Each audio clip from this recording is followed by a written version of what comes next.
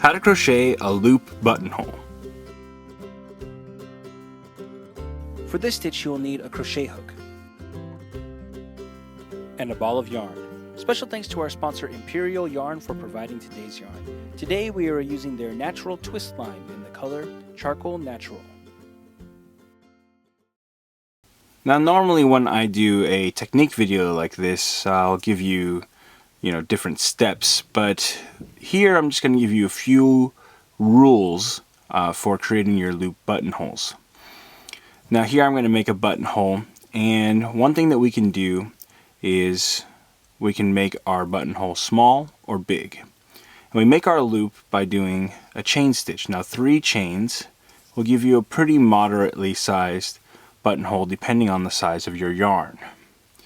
And here I'm just going to come down into our side of our work and do a single crochet, and now we've got a nice little loop buttonhole that matches this one that I made a little bit further up the side of our work. And what I like to do is just create some single crochets into the side of our work, about 2 for every double crochet. So this is a double crochet right here, and I'm just doing a single crochet into the side to help space it out. Now one other thing you can do is use a stitch marker, a removable one like this, to line up where you want your buttons to be. So if you were laying your fabric down, you could place stitch markers along the edge so you know where you want your holes to match up with your buttons. So I'm going to do a single crochet right before my stitch marker,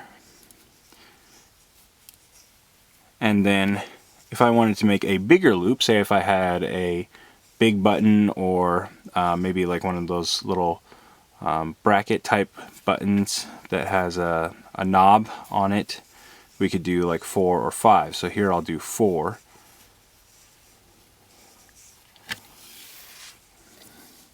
And then I'm going to single crochet into the next stitch. I'm going to skip over our stitch marker here,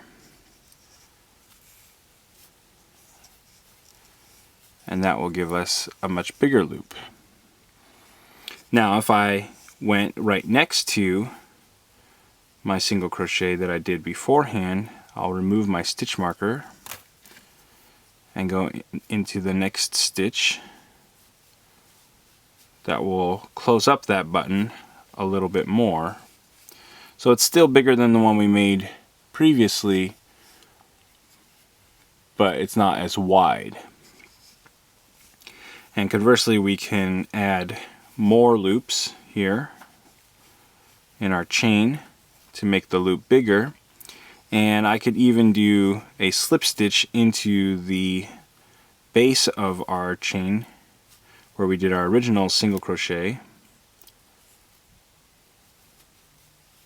If I can keep my yarn on my hook, and then continue single crocheting across.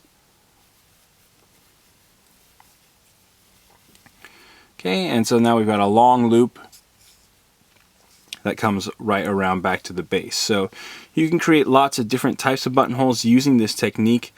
Just use the one that is best for your project, but it's a pretty simple and quick technique for creating a afterthought buttonhole on the side of your work, and it can be sort of a nice decorative edging as well. You can even mix it up with some of your edging that you're doing across the side of your work. So your work would be more like this for your buttonhole, and there you go.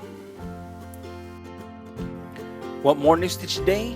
Check out our website at newstitchaday.com.